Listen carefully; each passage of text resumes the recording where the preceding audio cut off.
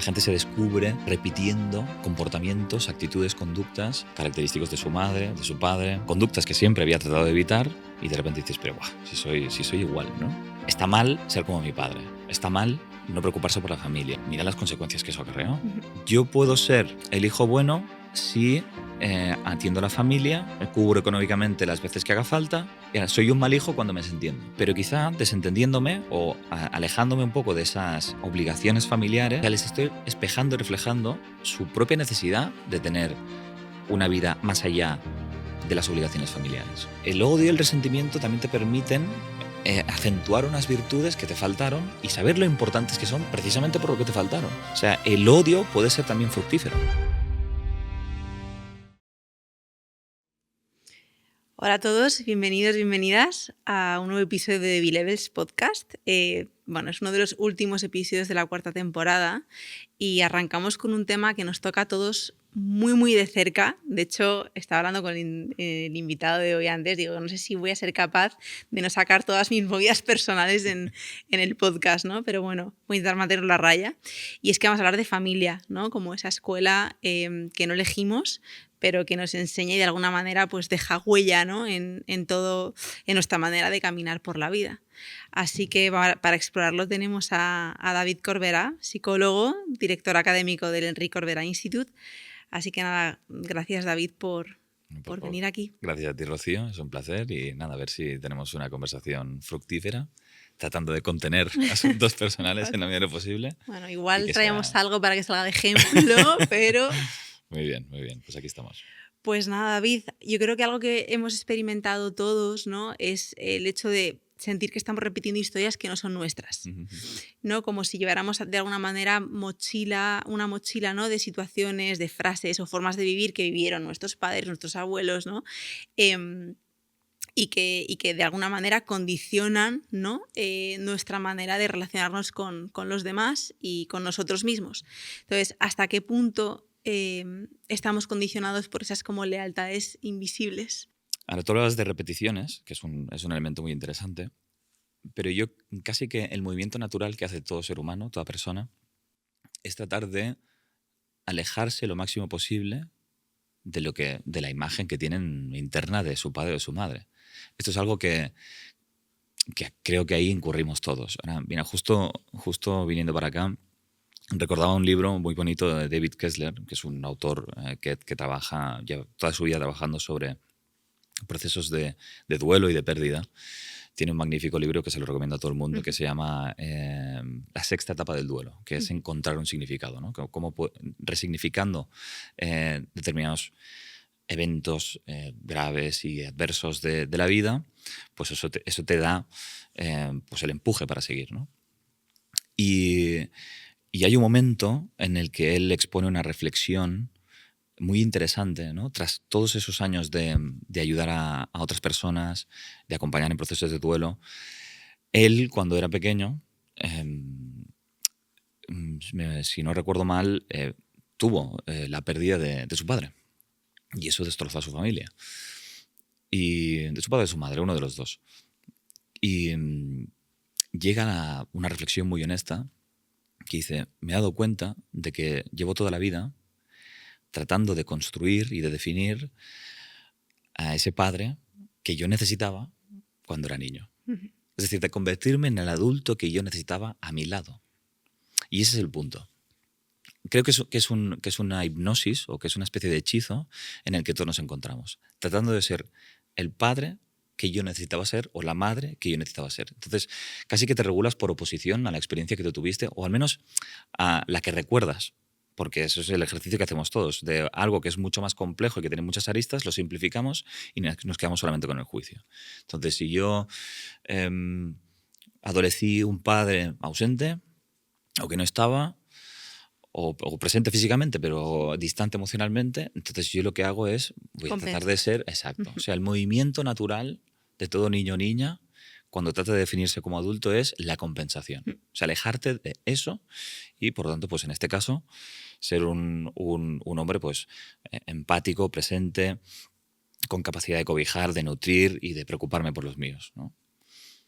Claro, el asunto está vinculándolo con la repetición que tú mencionabas, que cuando tú te defines de esta manera en extremo, entonces ahí radica el otro problema. O sea, hay una frase que dice que todo exceso es un defecto, ¿no? Pues ese sería un defecto. El defecto de si yo estoy demasiado por los demás, luego cuando yo necesito un espacio personal, cuando necesito generar cierta distancia emocional o no preocuparme por ciertos asuntos todo el rato de mi mujer, de mis hijos y de lo que sea, y centrarme en lo mío, pues ahí se puede despertar mucha culpa, se puede despertar muchas inquietudes, no tienes por qué saber hacerlo, sientes que abandonas, ¿no? Todo te recuerda a esa imagen de tu padre. Entonces, ahí es donde se produce la sensación de soy igual que él. O sea, cuando no me doy cuenta, hay una parte de mí que se apodera de todo mi cuerpo, de todo mi ser, y de repente me escapo, huyo de esos compromisos, me voy en la mínima que puedo para tener ese espacio que estando con los demás no tengo. En fin, es un ejemplo de varios, pero para que se vea y se entienda cómo se concatena el movimiento de voy a hacer algo diferente y resulta que cuando no me doy cuenta soy lo mismo, ¿no? Sí, como que el inconsciente, ¿no? Se apodera de ti. Exacto. Te sale. Te sale. Porque ese es el gran problema de la sombra. O sea, la sombra son todos esos aspectos que en realidad son internos, pero que rechazamos. Entonces tú haces una clasificación sobre lo que está bien y lo que está mal. Está mal ser como mi padre. Está mal no preocuparse por la familia. Está mal no estar atento o pasar olímpicamente. ¿Por qué? Pues porque mira las consecuencias que eso acarreó. Una madre que tuvo que cargar sola con la familia, en fin, un sinfín de cosas, ¿no? Entonces, automáticamente mi máscara, ¿no? En términos junguianos, mi máscara es el hombre cálido, afable y cercano. Lo que está en la sombra es la frialdad, la distancia y la ausencia. Ahora, eso es como una especie de pelea interna, ¿no? Como si fueran dos polos opuestos que tratan de integrarse. Cuanto más acentúo uno, luego, esto es como Dr. Jekyll y Mr. Hyde, lo mismo, ¿no? El otro trata de salir y sale en las peores de las ocasiones. Y de manera completamente abrupta, ¿no? Entonces, el proceso es de ir siendo consciente de cuáles son mis necesidades, ¿no? Y claro, esto es lo bonito del proceso terapéutico, que es cuando yo trato de reconciliarme con mi pasado, cuando trato de integrar la sombra y, por tanto, empezar a darme el permiso de tener mis propios espacios y no verme en la obligación constante de satisfacer las demandas externas, entonces, para lograr eso, inevitablemente tengo que llegar a un perdón y una reconciliación con ese padre, con esa madre, y acercarme en su justa medida, en cierto grado, a lo que ellos representan, ¿sabes? Entonces ese proceso de regulación, que es un proceso, como decíamos, que nunca termina, es clave en todo este asunto. Es decir, reconciliarte con tu pasado y con tus progenitores en específico. Claro, y ahí, bueno, has dicho mil cosas. Yo además no claro, paraba de... Si me dejas, yo voy... No, me encanta. Lo que pasa es que yo estaba ahí pensando, reconstruyendo, además viéndome identificada en todo, ¿no? Yo creo que como la mayoría que nos escuchen, ¿no? En temas de pues, conducta y comportamientos que salen, aunque tú y además cuanto más consciente desde esta parte que no te gusta, más metido, o sea, sí, más sale, ¿no? Pero en esto que dices, ¿no? Que sería un poco como, vale, ¿de qué manera podemos de alguna manera romper esas cadenas? Pues a través de ese proceso de perdón que pasa por un proceso de comprensión, ¿no? Como que digas, puedo entender o puedo entender por qué mi madre o mi padre han actuado de esta manera, comprender su historia, contextualizarla. Quizá puedo llegar de esta manera a perdonar, pero ¿qué ocurre cuando... O sea, ¿cómo es ese proceso de perdón? Porque no siempre cuentas con el otro para que ese perdón se dé. Total. No va por de tener una conversación buena. Y esa es la buena noticia, que no necesitas al otro para conseguir llegar a ese punto. Que insisto, que es un proceso que no termina nunca, ¿eh? Esto que quede claro. O sea, no llega a un punto que dices, ya estoy reconciliado. Está. No, o sea, esto no llega. Ya estoy equilibrado. Claro, ya estoy equilibrado. No, hasta el último de nuestros días va a seguir así. Pero efectivamente, un punto muy importante que tocas ahora es, yo no necesito hablar con papá o con mamá para lograr esa reconciliación o de tener su disposición o su apertura para hacerlo. Es más, yo me puedo reconciliar con papá y con mamá aunque no estén en esta vida y que hayan fallecido. Lo puedes hacer igual, porque lo que estás haciendo es una especie de pelea o lucha con el recuerdo o esa imagen interna, ¿no? Que es particular y subjetiva, no es real. O sea, tu madre es mucho más que esa imagen y tu padre es mucho más que esa imagen. Entonces, muchas veces se confunde el significado de perdonar o de reconciliarse, ¿no? Y incurrimos en creer, en el error de creer que perdonar es, bueno, sé que hiciste las cosas mal, pero bueno, es lo que hay, son cosas de la vida, acepto las circunstancias como fueron, vamos a seguir para adelante. Eso casi que te da con una especie de superioridad moral, ¿no? De yo soy capaz de perdonar algo que tú me hiciste y claro, como soy tan buena persona, pues eso, ¿no? Pero en realidad, o sea, el perdón consiste en asemejarse a esa persona. O sea, es acercarse a lo que esa persona hizo o te hizo y empezar a hacerlo. O sea, es que es muy paradójico, ¿no? Si dices, me estás diciendo, David, que si mi padre me abandonó, tengo que empezar a abandonar, que si mi padre me maltrató, tengo que empezar a maltratar, ¿no? O sea, que caemos en estas dicotomías. Y esto merece una explicación. Es decir, de la misma forma que el ejemplo que he puesto antes, ¿no? O sea, si un padre abandona o es ausente, no se trata de que tú ejerzas eso, pero sí que tú encuentres el equilibrio entre el dar y el recibir, o en el dar y el darte, ¿no? Es ese ingrediente, pero en pequeñas dosis, ¿sí? Para que esté compensado o equilibrado con los otros atributos de tu ser. Si tu padre ha sido maltratador, yo pongo pocos ejemplos de padres, pero a madres se aplica igual, pues entonces tú puedes tener muy juzgado pues la violencia, pues la agresividad y ser una persona pues muy pacífica, ¿no? Pero hay cierto nivel de violencia o de agresividad que es saludable, que se refleja en la capacidad de decir lo que piensas en oposición a una opinión contraria. De que cuando tú estás en tu trabajo, en una reunión X, y sientes que te faltan el respeto, pues seas capaz de defenderte. O sea, la capacidad de defensa, de autoafirmación, tiene que ver con esos atributos. Ahora, yo no puedo alcanzar lo virtuoso que hay en esos atributos mientras juzgue el maltrato. O sea, como yo solamente veo maltrato y vejaciones y algo súper oscuro, todo lo que se acerca a eso me aleja. Todo lo que se acerca a eso, ¿no? Todo lo que hay detrás de ese juicio, que sí es positivo y virtuoso, tampoco puedo acceder a él. Entonces hay que separar, ¿no? Es decir, no es que tú tengas que ser igual que tu padre o si has tenido una infancia muy dura. Claro, cuanta más dureza en la infancia, más difícil es hacer esa transición o esa trascendencia. Pero hay que hacerlo sí o sí. O sea, y luego hay un tema aquí que creo que también es muy común, ¿no? Y es el temazo de la culpa, ¿no? Porque al final, de alguna manera, tus padres, ¿no? Te dan la vida, ¿no? O te la dan, sí, sí. Es o sí, llegas a este mundo a través de, ¿no?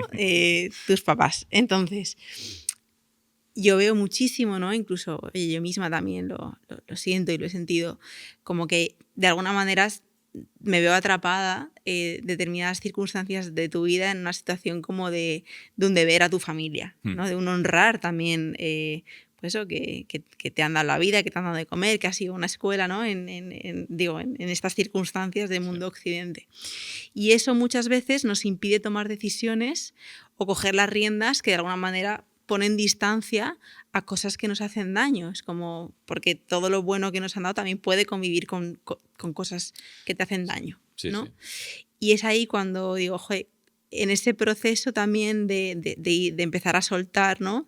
Y a la vez honrar, cómo me voy desencadenando de esa... me voy, ¿no? Como rompiendo esa culpa.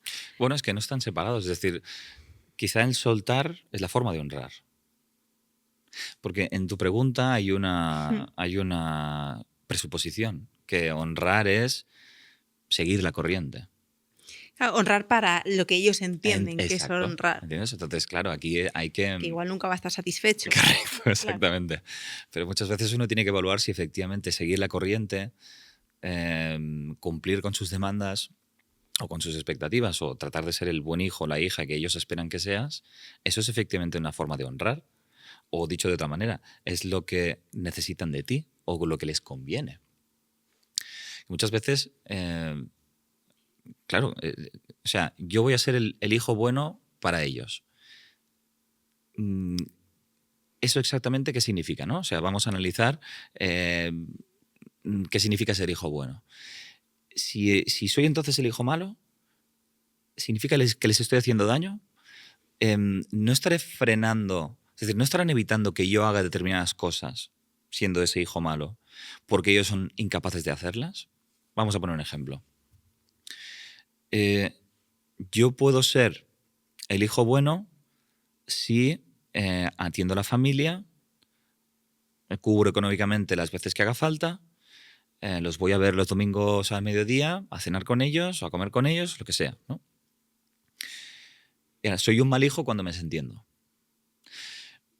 Pero quizá desentendiéndome o alejándome un poco de esas obligaciones familiares, también les estoy enseñando, o sea, les estoy espejando y reflejando su propia necesidad de tener una vida más allá de las obligaciones familiares. Quizá lo que pongo en vista de todos es que todo el mundo se obliga a estar juntos, todo el mundo se obliga a estar pues, en la misma mesa y teniendo determinados rituales y dinámicas, cuando en realidad no se soportan entre ellos. Quizá mi actitud contraria a sus expectativas es un reflejo honesto de lo que sienten internamente y no son capaces de decir.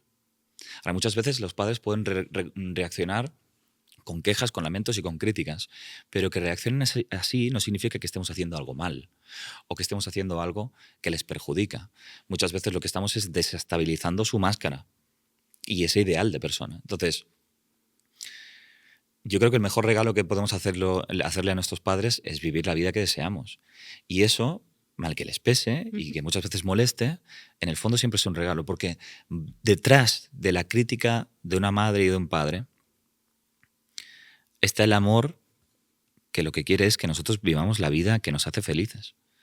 Y muchas veces quizá no pueden expresarlo, pero nosotros tenemos que tener la capacidad y la visión de poder contemplarlo, aunque no sea explícito. ¿Entiendes? Porque al final el padre y la madre son elementos biológicos, pero también arquetípicos. Y el arquetipo siempre es un padre que te potencia y que quiere lo mejor para ti, y una madre que te potencia y quiere lo mejor para ti. Entonces, siempre hay esa intención detrás, siempre. Y muchas veces cuando sentimos que la tirantez de esas cadenas por estar tratando de hacer algo distinto, pues quizás resulta que es lo mejor, aunque aparentemente no lo sea. Ahí se producen esas paradojas y esas ambivalencias, ¿no? Entonces, ¿qué es ser buen hijo? ¿Qué es ser buena hija? ¿Cómo cumplir con esas lealtades? Pues quizá haciendo lo que no se espera de nosotros. Así es como realmente somos leales en el buen sentido de la palabra, ¿no? Total. No, también yo creo que quizá también hay es muy común, ¿no? Y tú lo verás muchísimo con pacientes y en consulta, en clases, pues este deseo de hacernos cargo de los temas de nuestros padres, ¿no? Y decir, bueno, me hago cargo de cómo te estás sintiendo y por eso esto no me permite ser leal a mi propio proceso vital. Exactamente. ¿No? Exactamente, porque o sea, aquí estás apuntando algo muy, muy interesante, que es que el ego que tú construyes en edades tempranas está configurado para subsanar los problemas de los padres, no los tuyos. O sea, la persona que se pasa la vida ayudando a su madre o a su padre desde que es pequeña, y por tanto nunca lo fue, ella no ha elegido esa vida. Entonces, o sea, muchas veces, pues claro, no hace falta que tampoco te lo digan, pero si tú ves a una madre que está sufriendo, medio depresiva, y un padre pues que es incapaz de tirar con la familia adelante, dices, yo aquí no puedo ser un problema. O sea, yo aquí tengo que ser alguien que ya de recursos y en fin, aligere la carga, ¿no? Y entonces te acompaña toda la vida. O sea, entonces tú defines un ego que es como un traje hecho a medida, perfecto para un niño de 3, 5, 7, y viste bien y le va bien, pero ese traje, si lo mantienes durante tiempo, empieza a apretar. O sea, empieza a ser demasiado pequeño. Empieza a ahogarte, ¿sí? Y lo que inicialmente, otra paradoja, lo que inicialmente fue adaptable y fue una solución, luego termina siendo un problema. O sea, y muchas veces nos vamos a encontrar con circunstancias que no podemos resolver desde el mismo lugar en el que siempre hemos operado y siempre hemos tratado de solucionar las cosas.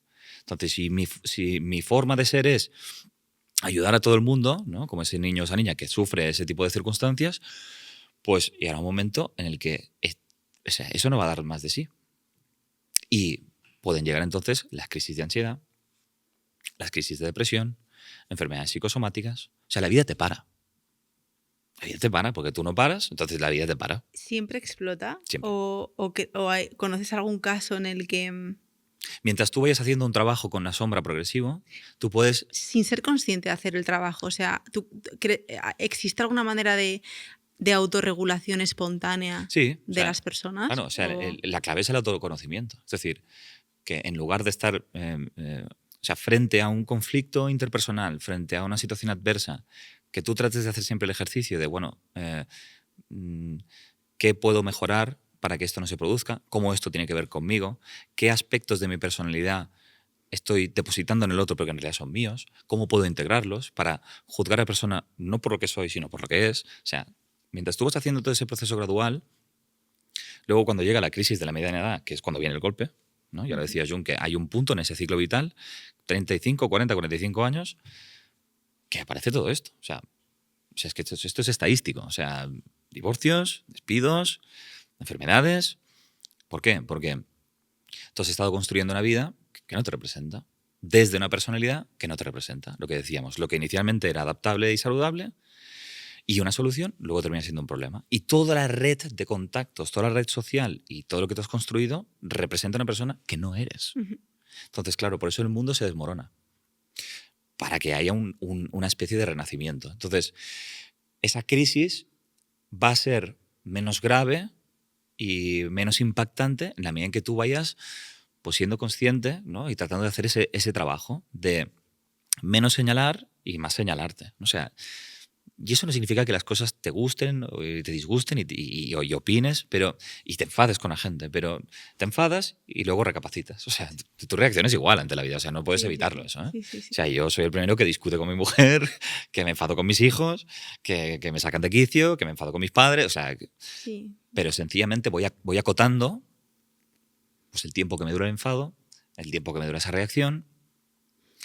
Y trato luego de llevarlo a mí, ¿no? O sea, hay una frase muy famosa de Víctor Frank, ¿no?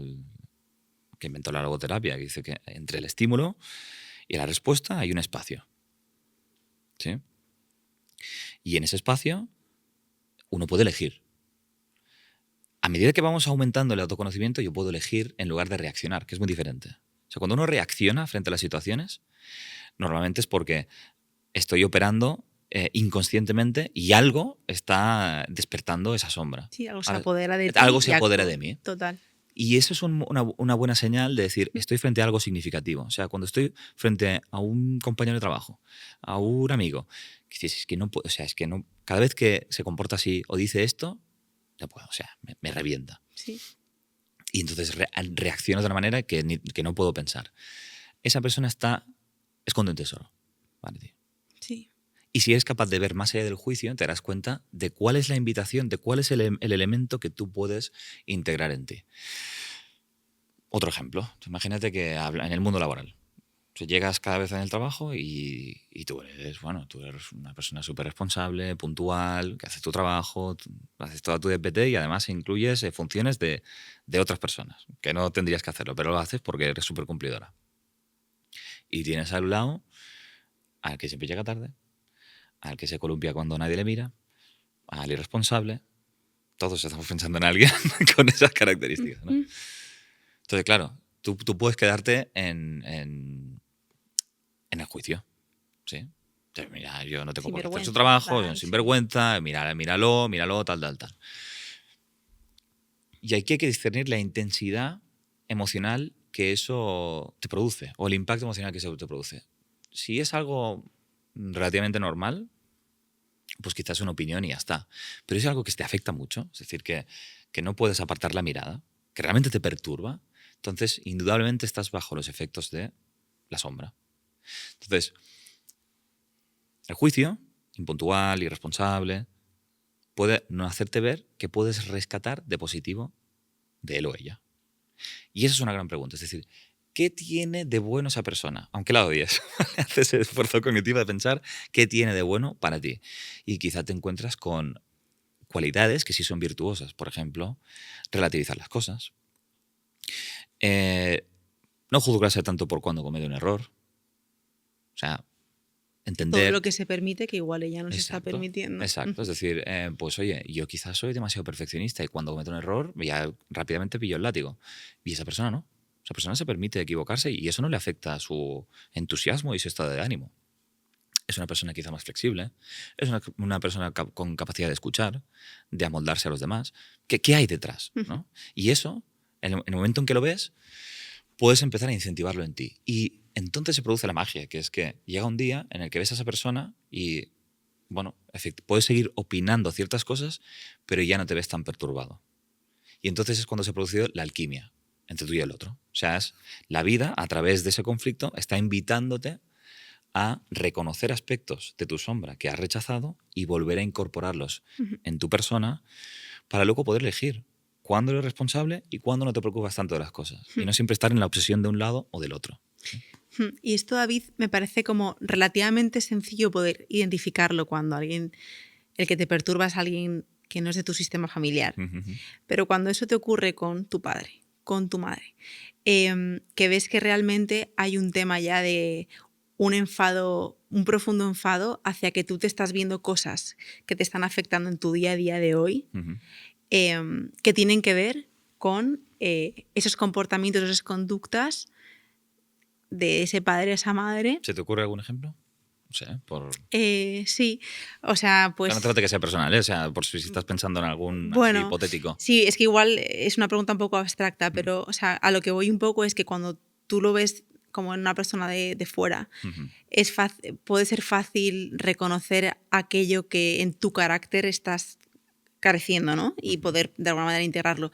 Pero cuando es tu padre o tu madre o una hermana o algo más de cerca, ¿no? Que te toca en cuanto a que esos comportamientos, pues yo qué sé, temas de crianza, ¿no? Que tu madre trate de determinada manera a tu hijo, que te dé lecciones de maternidad cuando ella no ha estado presente nunca. Vale. Como que te despierta diga, cosas.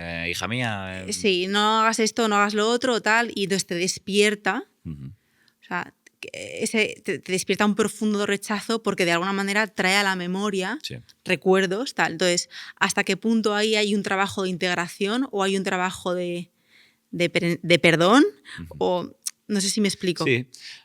Bueno, en primer lugar estás apelando a un grado de dificultad que efectivamente existe. O sea, es más difícil hacerlo con las personas que quedan más cercanas. Hasta te diría que los conflictos que suceden en ambientes como el trabajo, las amistades y demás no dejan de ser representaciones de lo nuclear, ¿no? Y muchas veces cuando llevas mucho mejor lo nuclear, automáticamente todos los ámbitos de tu vida también mejoran, indudablemente, ¿no? Entonces, por seguir con tu ejemplo, fíjate, tú puedes tener más reticencias, más dificultades, más resistencias a hacer ese trabajo. Dices, oye, mira, a mí que mi madre no me diga cómo tengo que maternar, porque yo... o sea, ¿qué va de ejemplo ahora? Exacto. ¿Explico? ¿Qué va de ejemplo con la que ha liado, ¿no? Entonces, tú te resistes a eso, ¿no? Y sigues definiéndote, volviendo un poco a lo que comentábamos antes, con, estar, cuidar, ¿no? Entonces, puede ser que haya un punto en que sientas efectivamente que no vale la pena hacer ese trabajo porque no sientes ese convencimiento. Y eso es natural también. O sea, tampoco hay que obligarse a reconciliarse. Porque hay gente que puede necesitar rechazo y distancia. O sea, todo proceso necesita su momento. Y fíjate, para tú poder reconciliarte, necesariamente tienes que haberte distanciado. Tienes que haberte separado lo suficiente. Pues si no puedes regresar. O sea, es el viaje mitológico o el monomito de yo salgo de un hogar, vivo mi aventura y luego vuelvo con un regalo, que es esa reconciliación. Pero si yo no salgo, yo no puedo proporcionar nada.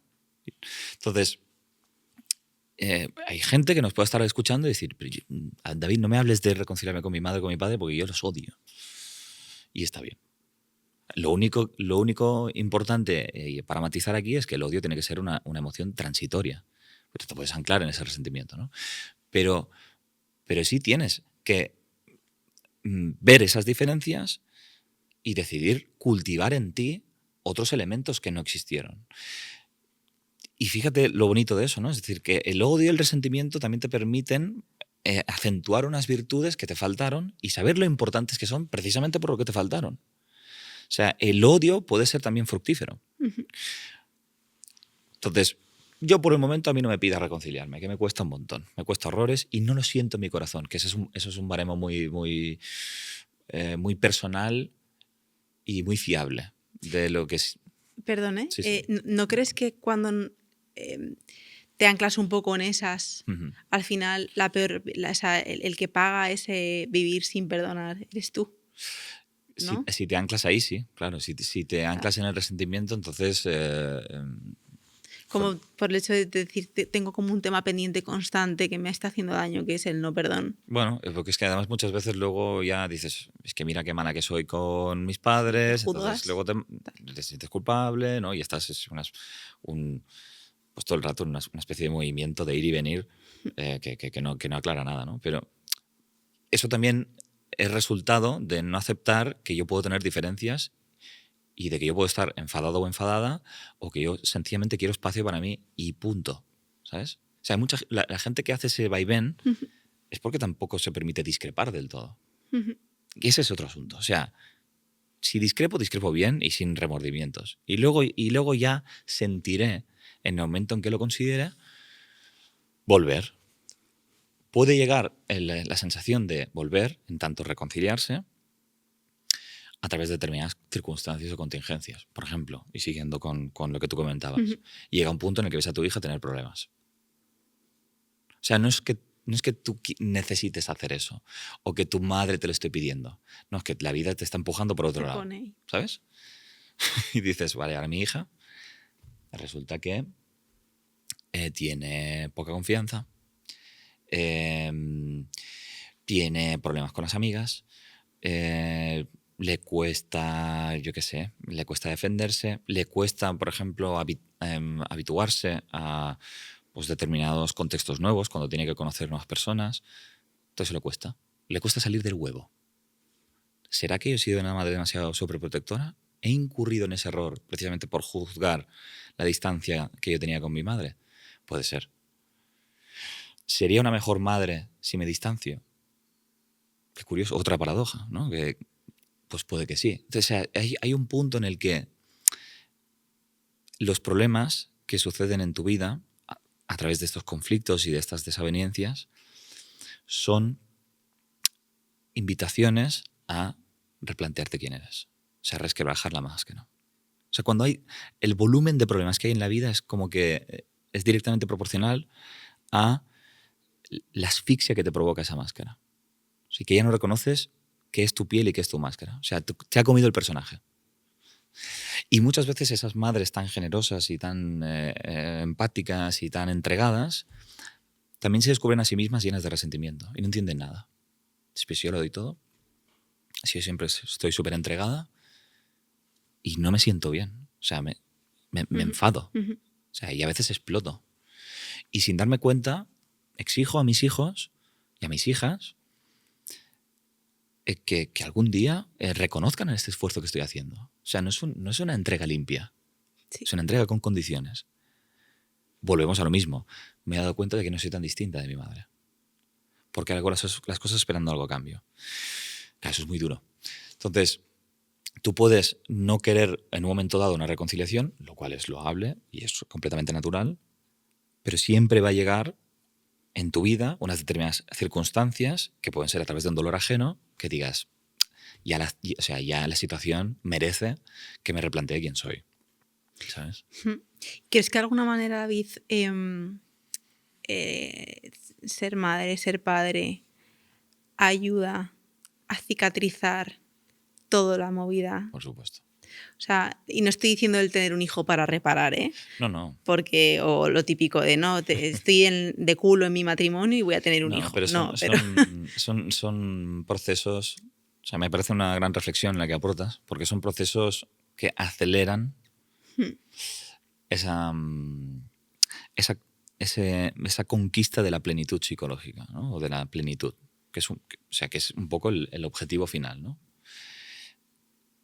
El afianzar un compromiso, es una relación de tiempo, duradera, en el que necesariamente te vas a ver pues, envuelto en intimidades y en despojarte y que la otra persona realmente te vea.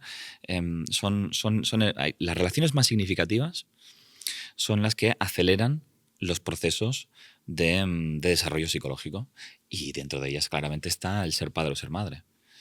Con todo lo que eso conlleva, claro, evidentemente, ¿no? Pero no es exclusivo de ser padre o ser madre. Porque tú puedes llegar a tener una intensidad emocional también con un hijo que no es biológico, con otra persona, y por lo tanto despertarse los mismos procesos inconscientes. El mismo nivel de intensidad puede ser con la pareja directamente, ¿no? Pero desde luego la aventura de ser padre y madre es indudablemente, los que nos vemos allí metidos, es indudablemente pues, una de las fases de la vida en que despiertan capas de tu personalidad que no sabías que existían. Total. Y yo de repente, que tengo 2 niños de 5 y 2 años, pues de repente a veces me pillan unos ataques de cólera que yo no sabía que eso existía en mí. Y a veces digo, hostia, pero si mi padre sacaba pegaba esos gritos igual que yo. Dices, me cago en Dios. Sí. ¿No? Y entonces es como si pusieras más espejos para reconocerte. Espejos que te devuelven una imagen mucho más fidedigna, efectivamente. Sí, a mí, o sea, un poco lo traigo porque eso, te comentaba, ¿no? Que este segundo embarazo a mí pensé que el primero me había removido mucho, pero este segundo como que me ha dado 3 guantazos. Y de alguna manera me vi como un poco entre la espada y la pared y metida en una pelea conmigo misma, tratando de, por la vía lógico-racional, sanar ciertos temas que tienen que ver con mi familia, ¿no? Y he llegado a un punto, pues, después de muchos meses, ¿no?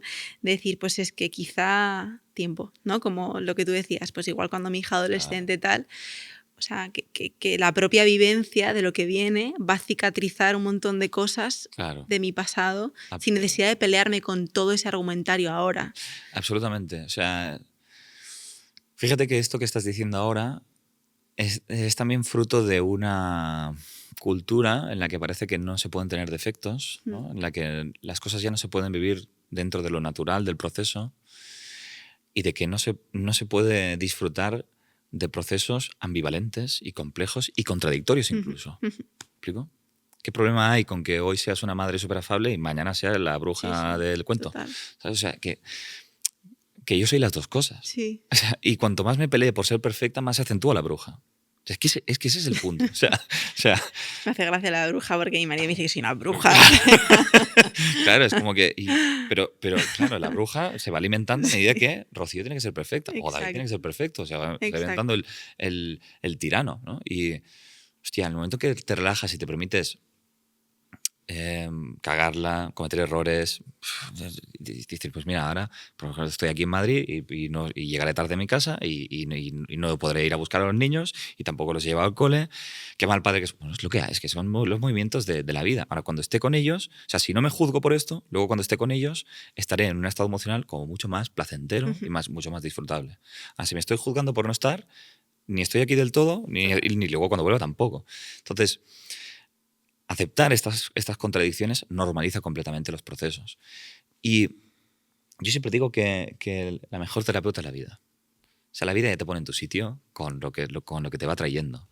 Y casi que el trasfondo filosófico de lo que estamos hablando es que tú vayas tomándote esas adversidades o esas circunstancias que a principio no te gustan, pues como intentos que hace la vida para que tú te reconcilies contigo mismo. O sea, son oportunidades de crecimiento y desarrollo. En la medida en que tú lo veas así, ya vas a tener un espíritu mucho más crítico. Y no se trata de comerse la olla todo el rato, es que eso es horrible. O sea, se trata de vivir la vida y luego ya llegará un día en el que tú sientas que tienes que pedir ayuda o que tienes que plantearte las cosas de una manera distinta. ¿Por qué? Porque va a llegar a un nivel de sufrimiento que no te va a quedar otra. Ya está. Pero mientras tú puedas ir tirando, pues no hace falta... ¿Me explico? Esto es como todo. O sea, esto me duele mucho. Paremos, ¿no? Vamos a analizarlo. Ok. A mí no, me he visto un reel o me he visto un vídeo que dicen que el padre tiene que actuar así o que la forma de educar... Y entonces vamos copiando modelos. Que eso también es una forma de ser inauténtico. No sé, a mí me sale ser de otra manera. Es que luego lo piensas y tú tampoco puedes controlar cómo eres como padre y como madre. Total. Es que no lo puedes controlar. Es que te sale. Y tu hijo te va a despertar unas cosas y tu hija te va a despertar otras. Y no puedes evitarlo, ¿no? Sencillamente, cuando aparecen los problemas, es cuando hay que pararse. Eso es lo bueno de tener problemas. Que siempre te van a decir, siempre te van a cuestionarte. Ya está. O sea, es normalizar el proceso completamente. Sí, yo creo que es la vida te va poniendo invitaciones a que tomes conciencia constantemente. Exacto. Y no paramos de tener oportunidades. La cosa es que tú la cojas, ¿no? O la rechaces. Pero las oportunidades están todo el tiempo ahí. Claro. Si El aprendes punto a cuando mirar. hay esa oportunidad o hay ese conflicto y en lugar de hacer ese autoanálisis, pues te enfadas, juzgas, culpas y tratas de que sean las circunstancias las que cambian o las que sean distintas, porque son las circunstancias las problemáticas, yo no. Entonces, cuando tú tienes esa actitud proyectiva, tu ego cada vez se va haciendo como más grande y va teniendo más protagonismo. Entonces, ¿qué sucede con eso? Que cada vez tienes más miedo a cambiar. ¿Sabes? Es como que cada vez me opongo más a la vida, cada vez suceden cosas y yo sigo pensando que los demás están equivocados y esa actitud esconde un miedo al cambio. Cuanto más tiempo llevas con esa actitud, más miedo al cambio. Entonces, ahí volvemos un poco al punto que decíamos antes de acelerar los procesos. Que sencillamente cuando las cosas no van contigo, pues hay una parte de responsabilidad de la otra persona, pero también una parte de ti que tú tienes que empezar a modificar, ¿no? Y esto lo veo constantemente con todos los clientes que veo en consultas, con alumnos y demás, que todos estamos metidos en este proceso. O sea, es constante. O sea, el otro día, por ejemplo, recordaba el caso de una mujer que siempre se encontraba con parejas que ya estaban casadas, que ya tenían otros compromisos y que ya siempre es la segunda. Y claro, dices, bueno, una relación así, pues la he hecho perder o quizá aguanto unos meses, fuera. Me vuelvo a encontrar un hombre así. Y dices, un momento, parémonos. O sea, quizá al principio no me cuestiono nada porque puede haber sido mala suerte, ¿no? O he apuntado mal. Pero cuando ya llevo 5, pues quizá en ese momento, lo que decimos, cuando ya he acumulado suficiente sufrimiento o desagrado, pues no me toca otra que mirar para adentro, ¿no? y en ese momento, pues hacemos una introspección. Y llegamos, por ejemplo, a esos años definitorios, llegamos a la infancia y efectivamente nos encontramos en unas circunstancias en las que la relación que ella tenía con su padre, que era bellísima, despertaba muchas envidias a su madre. Su madre se ponía celosa. Cada vez que ella, como hija, empatizaba con su padre y se producía un afecto súper bonito. Entonces, internamente se produce una creencia que es, si yo no intimo tanto con papá, si no me despierta tanto afecto, mamá está bien. Mi madre está bien y ellos dos están mejor. Claro. Entonces, en mis relaciones reproduzco esa distancia. Cambiar eso implica pensar, bueno, mi madre que se las apaña, ¿sabes? Porque si él no tenía la capacidad, no voy a hacer yo algo que ella no era capaz de hacer. O sea, es claro, hay toda esa parte, ¿no? Y luego, por supuesto, una parte cognitiva y conductual de decir, bueno, cada vez que me encuentre a un señor que no me da la atención que merezco, pues entonces... pero es muy diferente empezar a ponerte en coherencia en determinadas conductas y comportamientos habiendo entendido cuáles son esas semillas del pasado que hacen que tú seas así, ¿sabes? Sí, total. Total. Y David, quiero tocar un punto contigo porque hoy la ciencia, ¿no?, se habla muchísimo y en el mundo de la medicina más integrativa, ¿no?, de esa epigenética, ¿no?, de esa capacidad que tenemos de alguna manera como, bueno, no disparar el gatillo de lo que llevamos, ¿no? Versus, bueno, pues esas cosas que nos acompañan en nuestro ADN, ¿no? Aplicándolo al campo de la psicología, ¿hasta qué punto?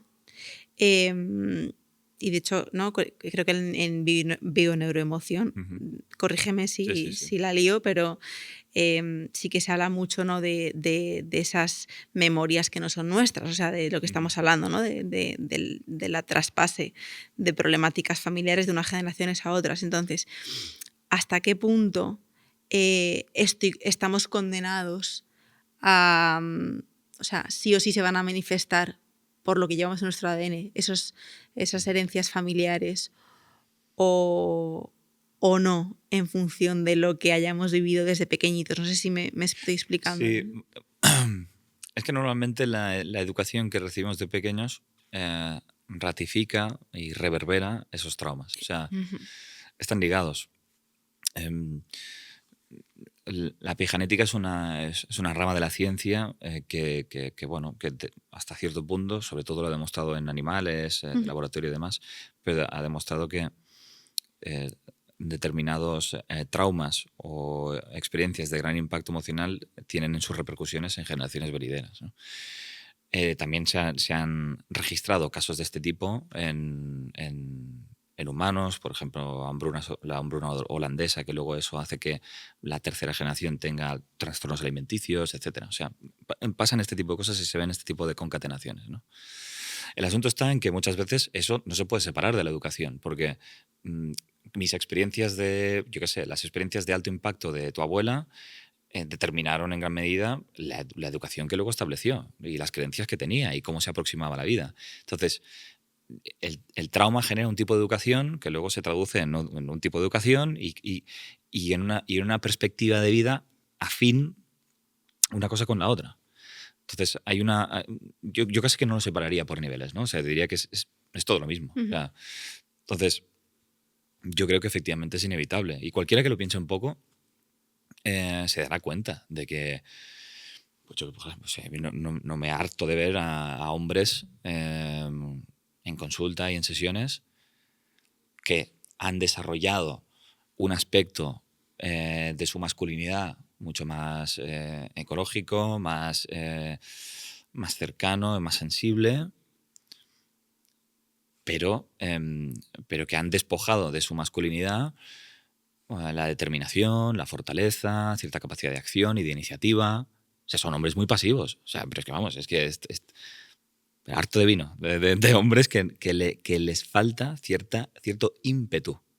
Nuevamente son atributos que se vinculan a padres excesivamente agresivos o violentos o maltratadores. Entonces uno piensa, mira para arriba y dice, sí, mi padre quizá no, pero mi abuelo paterno y el materno también. Te empieza a buscar y claro, ¿a quién estás respondiendo? ¿Estás decidiendo tú qué tipo de persona eres o no?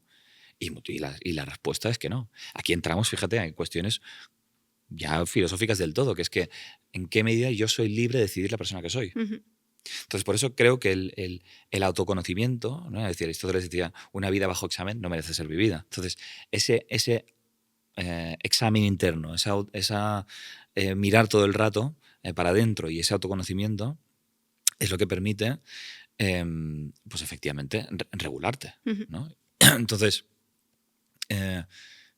nuevamente, un juicio puede evitar que yo pueda obtener todo lo que hay detrás. Entonces, esos traumas, esas experiencias de mis antepasados, de mi legado familiar, claro que me afectan. Es que no se puede separar una cosa de la otra. Sí, me ha pasado que estoy muy metida en temas de fertilidad y tal, ¿no? Dolor menstrual. Es muy, muy bestia. que dices, bueno, claramente esto es un tema multifactorial, ¿no? No puedo achacárselo todo a un sistema familiar, pero de repente empiezas a rascar y, pues yo que sé, una dismenorrea de grado 7, ¿no? Un dolor menstrual bestia con vómitos tal. Pues que la tatarabuela ya tenía temas con la regla o temas, o sea, Claro. como que de alguna manera, y hasta que ella no hace un trabajo profundo de comprensión de eso, por supuesto trabajando toda la parte fisiológica, estilo de vida, trata, empieza de repente como que decíamos, vale, lo estamos haciendo todo desde un plano fisiológico. ¿Qué nos está faltando aquí? Porque sigues sin resolver. Claro. Y de repente rasca ahí y encuentras como la pieza resuelve. que faltaba. Claro. Y además es como si, lo has dicho muy bien, ¿no? Es como si tú estuvieras mirando un problema y lo puedes mirar desde aquí, o sea, desde la nutrición, desde la alimentación, desde la medicina, desde la psicología y desde un lado más sistémico. Entonces, claro, hostia, descubro que mi abuela también tenía los mismos problemas menstruales que ahora yo estoy sufriendo. Hostia, y resulta que mi madre también. Bien, quizá estamos ante un dolor de ser mujer, un dolor muy vinculado a la maternidad y al ejercicio de ser madre y a las dificultades que todo ese proceso acarrea. ¿Con qué dificultades se encontraron? ¿Tuvieron el apoyo que necesitaban? ¿Se vieron muy solas? Quizá fueron madres muy severas y muy estrictas. Quizá tuvieron hijos cuando no convenía. Quizá renunciaron a su carrera profesional por el ejercicio de la maternidad. Es decir, ¿cuántas cosas, ¿no? Elementos intrincados esconde el ejercicio de la maternidad? Y lo más importante, ¿qué se está despertando en mí? Exacto. O sea, porque todo síntoma esconde un componente psicosomático o emocional. O sea, en esa multifactorialidad, en los aspectos emocionales es importante tocarlos. Entonces, cuando aparece un síntoma, es interesante investigar cuál es el ambiente emocional. O sea, qué contextos y contingencias nuevamente están reflejando en ese síntoma, ¿no? O sea, el cuerpo está tratando de resolver o está tratando de mandarte un mensaje muy concreto, ¿no? Entonces, bien, si es menstruación, eso está muy vinculado a maternidad, casa, cobijar, porque el primer útero, o sea, el útero es la primera casa, ¿no? Entonces hay unos simbolismos también culturales asociados a determinadas partes del cuerpo, ¿no? O sea, cuando tú empiezas a buscar esto, te encuentras lecturas muy interesantes, que en última instancia tienen que servir a la persona y que no todo el mundo aplica igual, pero son patas de indagación. Entonces tú dices, hostia, vale, pues no solamente estoy repitiendo el síntoma, también estoy repitiendo el estrés. Si resuelvo el estrés, quizá el síntoma ya deja de responder, ¿no? Entonces, efectivamente, sí, todo esto se produce. Me voy a traer a colación porque igual la gente que... Yo lo he contado muchas veces, pero yo tuve mi primera regla a los 27 años. O sea, he vivido así durante toda mi vida. Me quedé embarazada a los 2 meses. Y claro, después de... Ahora tengo 30 y estoy embarazada otra vez. Igual he tenido 3 reglas en mi vida. Qué fuerte. Sí. Es la primera vez que he escuchado algo así. Claro, pues no, lo traigo a colación porque esto que cuentas, claro, por supuesto, he abordado desde un aspecto muy multidisciplinar, pero yo he llegado como a esa profunda comprensión de un profundo rechazo hacia la maternidad de todo mi linaje, ¿no? Fíjate hasta el punto en el que yo lo he manifestado sin reglas, o sea, de no tener ni una regla. Claro. O sea, es que es muy fuerte como el cuerpo es capaz de hablar cuando tú no eres capaz de expresarlo, ni siquiera lo sabes. Exacto. Y muchas veces tampoco puedes hacerlo. Porque claro, todo lo que te pasa en los primeros años, tú no tienes los recursos cognitivos y emocionales como para hacer frente a él. Tú eres una esponja que absorbe y te adaptas como puedes. Total. Claro, no sé, por decir posibilidades, pero una mujer que como tú, Dios, la regla súper tardía me llegó a... Claro, la regla no deja de ser simbólicamente el paso de niña a mujer. Exacto. Pero si tú siempre has sido mujer y no niña... Ese es el tema. Eso es lo que a mí me costó mucho comprender. Claro, podría ser un ángulo, ¿no? Sí. Y te deduzco que es un poco por ahí. ¿Por qué? Porque ya estás apurando con tu embarazo hasta el último de los días para trabajar, ¿no? Ya se te ve una persona. Entonces, quizá Rocío no fue niña.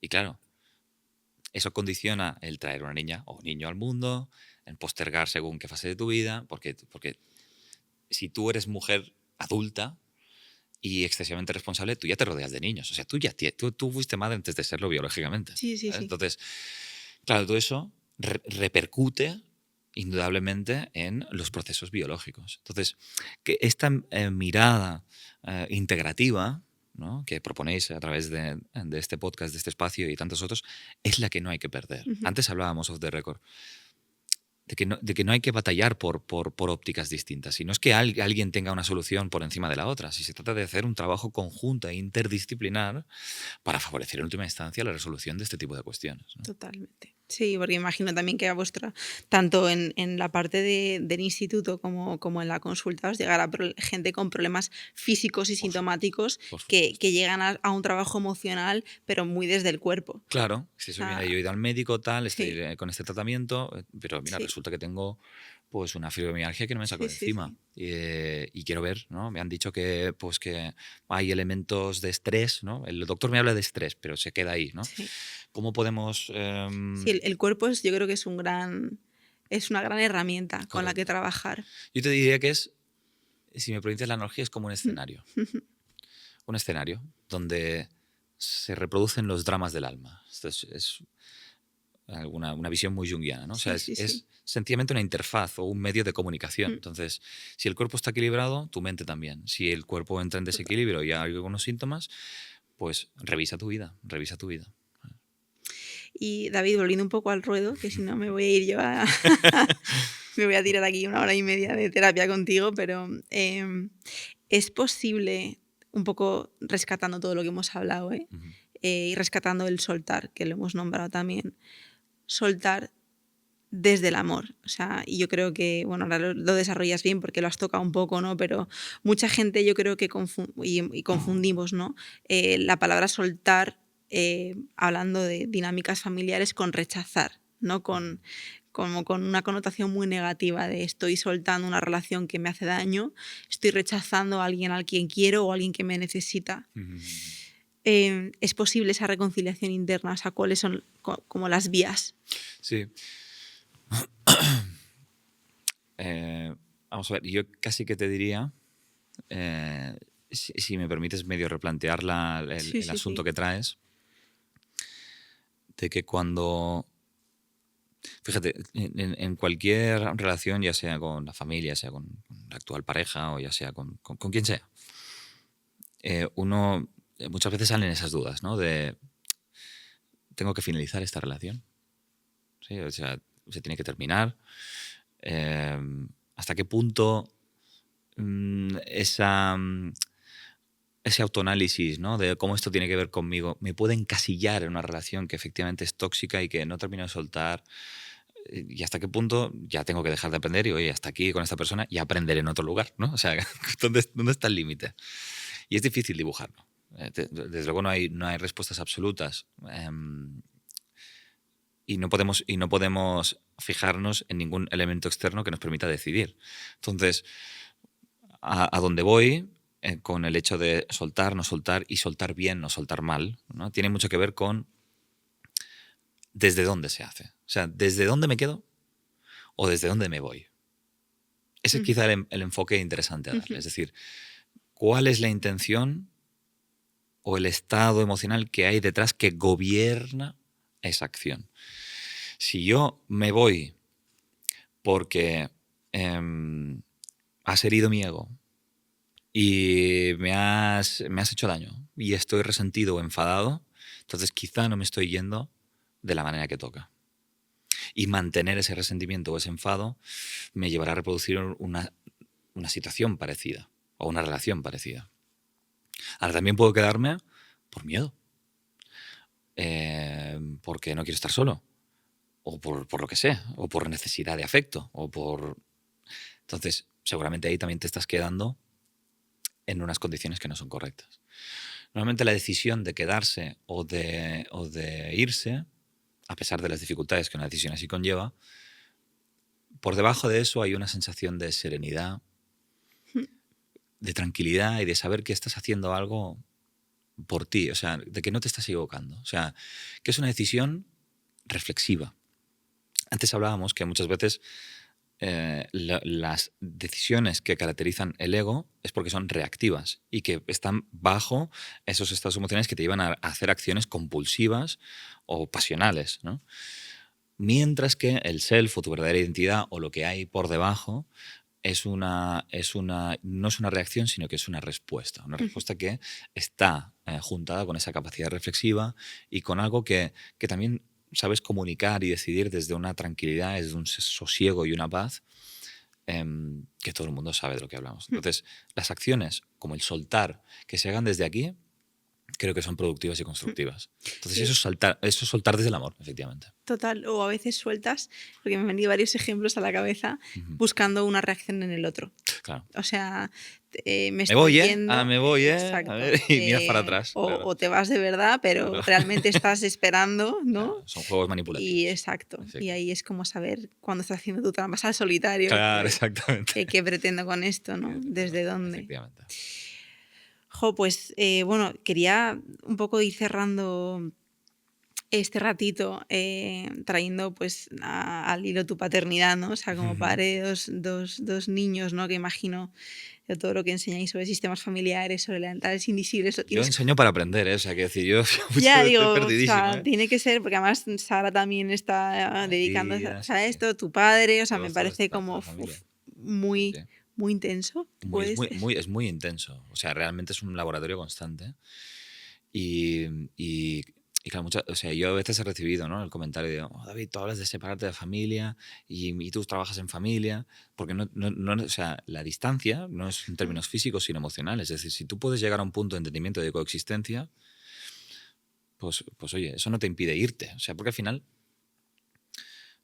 eso también hay literatura al respecto, que la gente que está muy lejos de su familia nuclear o que no quiere saber nada de ellos o que se ha alejado completamente, luego eso también lo sufre, ¿no? O sea, o que no terminas de estar tranquilo, es decir, no he hecho las paces Sí, con mis las raíces. cadenas ¿no? van por dentro. Van por dentro, ¿no? Entonces, hay gente que puede estar muy lejos y realmente estar muy cerca. Y hay gente que está muy cerca y realmente está muy lejos. Entonces, al final es sopesar cómo me hace sentir esa vinculación, esa relación. Yo mientras pueda encontrar un punto de equilibrio en convivencia con ellos, pues ahí está. Pero eso evidentemente no quita de que hay fricciones y demás, ¿no? ¿Y qué semilla te gustaría que germinaran ellos de todo esto que trabajáis vosotros y cómo lo vivís vosotros como matrimonio también? O sea, de todo lo que aprendéis, compartís. No sé si hay algo que decís, jo, esto me encantaría. O sea, ¿no? Que mis hijos sean muy conscientes de esto. No sé. ¿Con mis hijos en concreto? Sí. No sé. Yo casi que te diría que yo lo único que quiero es que vivan sus vidas. O sea, creo que un padre y una madre se dan cuenta de que han hecho bien su trabajo si sus hijos son libres. ¿Sabes? Sí, o sea, yo en este tipo de, cuando hablamos de familia y tal, siempre traigo a colación mi marido, son 10 hermanos. Y yo siempre he pensado, ¿qué broma es esta, no? Que todos están demasiado cuerdos. Sí. Y lo que acabas de decir, y yo fijándome muchísimo en sus padres, ¿no? Que fíjate, al final, o sea, yo vengo de una estructura familiar radicalmente distinta, es como que por oposición, ¿no?, he encontrado o he compensado de alguna manera, ¿no?, con una familia muy unida, un sistema familiar muy estructurado. Y esto que dices es algo que yo siempre me he fijado muchísimo en los padres de Javi, ¿no? El cómo potencian que cada uno vaya por su camino. Sí. De hecho, mira, Erich Fromm, en su libro El arte de amar, tiene habla de que amar, que esto aplica, o sea, no en la pareja, sino en cualquier relación, que amar es un arte. O sea, y como arte no depende tanto de qué tipo de persona me encuentro, sino de la facultad en ejercer ese amor, ¿no? Y habla de 4 elementos que son el cuidado, el respeto, el reconocimiento, el respeto, la responsabilidad y el conocimiento. Uno de ellos, cuando habla del respeto, lo formula exquisitamente con una frase que dice, hace como un alegato, ¿no? como una afirmación, como si se lo estuviera trasladando a la otra persona. Algo así como, quiero que crezcas y te desarrolles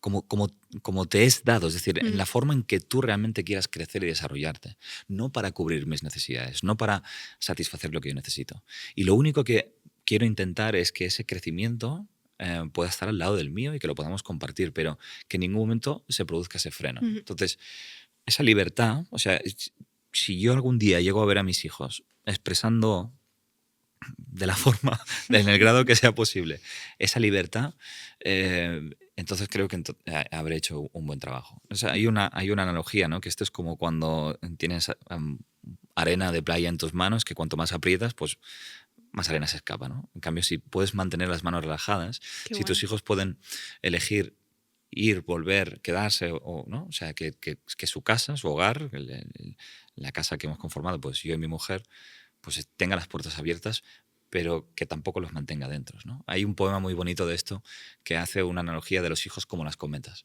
Entonces, nuestro trabajo como padres y madres es ir alzando las cometas, ¿no? Y batallando contra los vientos que se topan y tal, pero llega un punto en el que vuelan alto y vuelan estables. Y el hilo es lo de menos ya, ¿sabes? Tu soporte es lo de menos.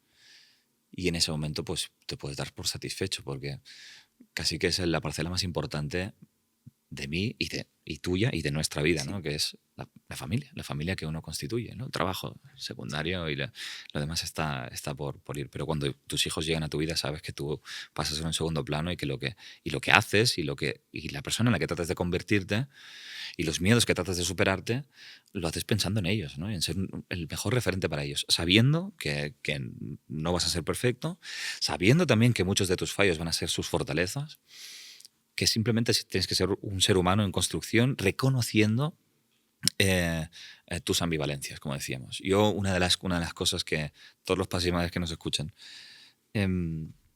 trato de aplicar siempre es pedir perdón. O sea, pedir perdón. O sea, cuando siento que me he equivocado en algo, o cuando he gritado más de la cuenta, o cuando he estado demasiado tiempo sin ellos, pues voy y pido perdón, ¿sabes?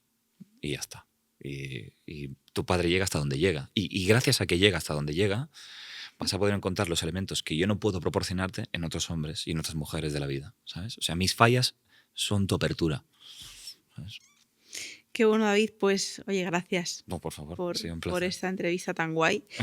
Vamos a cerrar con un ping-pong de preguntas rápidas, ¿vale? Lo primero que te venga a la cabeza. Vale. Y listo. Venga, has dicho varios, pero te pregunto otra vez porque esto luego la gente se lo apunta. Un libro que te marcó profundamente.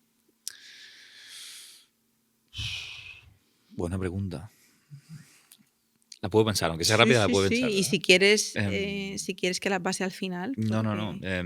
Está bien. Claro, es que de todos, un libro que me marcó.